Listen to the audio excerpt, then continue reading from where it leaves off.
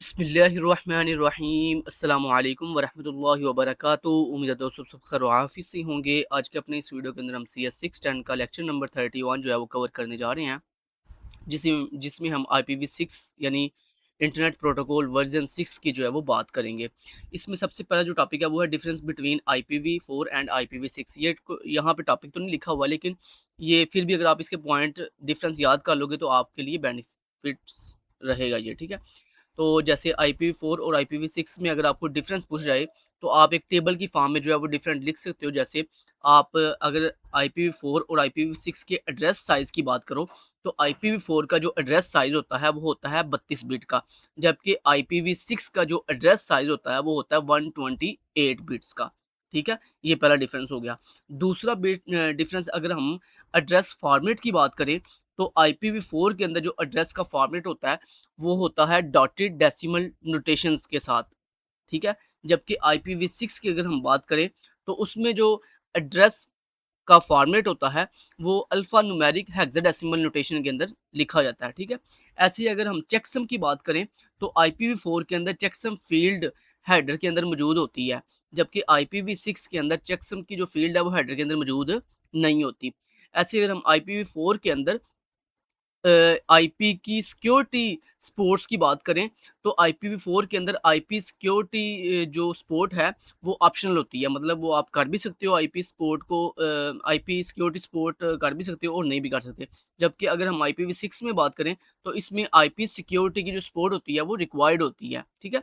ऐसे अगर अगर हम दोस्तों IPv4 के अंदर पैकेट साइज़ की बात करें तो इसका IPv4 का जो पैकेट साइज़ होता है वो होता है 576 बाइट्स का, जबकि IPv6 की अगर हम पैकेट साइज़ की बात करें तो वो तकरीबन होता है 1280 यानी 1280 बाइट्स का जो है वो एक पैकेट साइज़ होता है IPv6 के अंदर। तो ये सारे ज़ुबानी मैंने असल में जो आपको बताया ये मैंने ज़ुबानी याद किए हुए हैं। मैं भी इंटरनेट से देख के आया था ये सारे पॉइंट्स, ठीक है? तो आपने भी इसको अगर जाके लिखोगे ना IPv4 वर्सेस IPv6 तो ये नहीं है कि मैंने रटल रटल गया हुआ है। ये मैं अभी-अभी इंटरनेट से देख के आया था कि IPv4 और IPv6 के दरमियान क्या डिफरेंस है, ठीक है? तो ये जो मैंने आपको पॉइंट बताए हैं ये आप अपनी वर्डिंग में जो है वो लिख सकते हो, या अभी जो है वीडियो पॉज़ करो और लिख लो ये पॉइंट, या फिर आप इंटरनेट पे जाके भी सर्च करोगे ना IPv4 वर्सेस IPv6 तो आपको काफ़ी ज़्यादा पॉइंट जो है वो डिफरेंस में टेबल की फॉर्म में मिल जाएँगे। अच्छा, आगे आपका इम्पोर्टेंट MCQs के लिए कुछ बातें लिखी हुई हैं जो आपने हाइलाइट करनी है।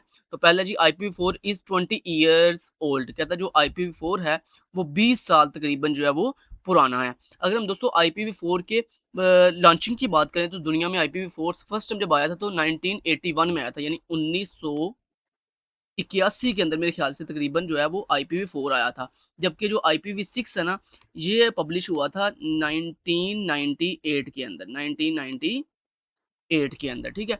तो ये आपने तारीखें भी अगर याद कर लो तो ज़्यादा अच्छी बात है। अच्छा, उसके बाद IPv4 इज़ 20 इयर्स ओल्ड, ये आपके एमसीक्यूज़ के लिए इम्पोर्टेंट बात है। आगे ये बड़ी इम्पोर्टेंट बात बात लिखी हुई है आपके एमसीक्यूज़ के लिए, कहता है IEFT has proposed entirely new version to address some specific problems. कहता है जो IEFT है इसने कुछ नए वर्जन जो है वो प्रपोज्ड किए थे, किसके लिए? ताकि कुछ स्पेसिफिक प्रॉब्लम्स को क्या किया जा सके, एड्रेस किया जा सके। तो आपको एमसीक्यू में साथ जो है वो ये खाली जगह देगा कि पूछ सकते हैं has proposed entirely new version to address some specific problem. तो आपने इसका आंसर लिखना है IEFT, ठीक है? उसके बाद नेक्स्ट आगे आपका ये भी इम्पोर्टेंट एमसीक्यूज़ है कि स्केलिंग के अंदर जो स्पीड है वो कितनी इंक्रीज़ हुई। तो आपने याद रखना है कि स्केलिंग के अंदर जो स्पीड है हैज़ इंक्रीज़्ड फ्रॉम 56 केबी पर सेकंड टू 1 जीबी पर सेकंड, यानी जो स्केलिंग है उसके अंदर स्पीड जो है वो 56 केबी पर सेकंड से कितनी हो गई है, 1 जीबी पर सेकंड तक चली गई है। तो ये भी आपका इंपॉर्टेंट जो है वो एमसीक्यूज़ है। अच्छा जी, उसके बाद दोस्तों आपने याद रखना है आईपी वर्जन 6 को हम शॉर्ट फॉर्म में IPv6 लिखते हैं, ठीक है?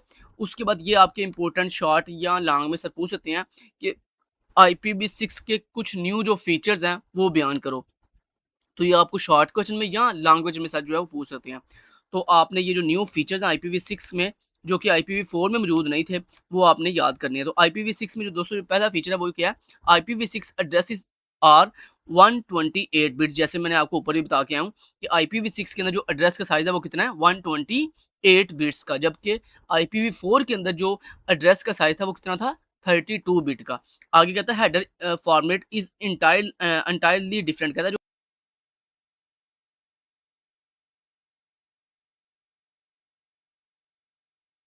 वो वीडियो में माइक्रोफोन ऑफ हो गया था शायद, दोबारा जी हमने उसको ऑन किया। अच्छा, तो यहाँ पर हम क्या बात कर रहे थे? हाँ जी, header format is entirely different, यानी कहता है जो हमारे पास IPv6 का जो हेडर फॉर्मेट है वो IPv4 से कम्प्लीटली क्या है, मुकम्मल तौर पर डिफरेंट है।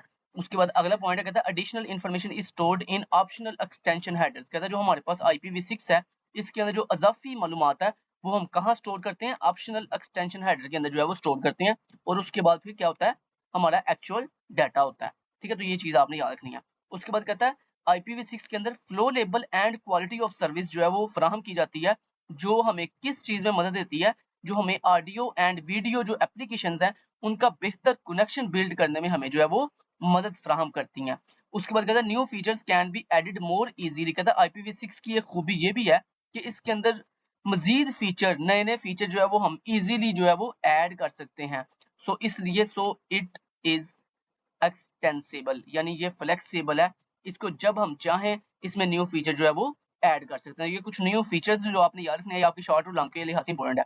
उसके बाद आपकी ये MCQs पर्पस के लिए ये इंपॉर्टेंट पैराग्राफ है, कहता है इट कंटेन्स लेस, कहता है IPv6 की बात कर रहा हूं मैं, कहता है it contains less information than IPv4 header. कहता है जो IPv6 का हेडर होता है उसके, यानी जो बेस हेडर है, बेस हेडर की हम बात कर रहे हैं, एक्सटेंशन हेडर की बात नहीं कर रहे, क्योंकि IPv6 में दो तरह के हेडर होते हैं, एक ऑप्शनल हेडर, एक को हम एक्सटेंशन हेडर या ऑप्शनल हेडर कहते हैं, और दूसरे को हम बेस हेडर कहते हैं। तो कहता है IPv6 के जो बेस हेडर होता है ना, उसके पास जो इन्फॉर्मेशन होती है ना वो थोड़ी होती है as compare to IPv4 header की निस्बत। ठीक है, आगे कहता है flow label is partitioned into a traffic class field. कहता है जो हमारे पास फ्लो लेबल है ना IPv6 के अंदर, कहता है उसको डिवाइड किया गया है, पार्टीशन की गई है उसकी, किसके अंदर? Into a traffic class field के अंदर and a separate flow label के अंदर। अब वो आगे सेपरेट फ्लो लेबल फील्ड के अंदर, तो ये दो चीजें आपने याद रखनी है कि जो फ्लो लेबल है हमारे पास IPv6 का, उसको दो हिस्सों में डिवाइड किया गया, एक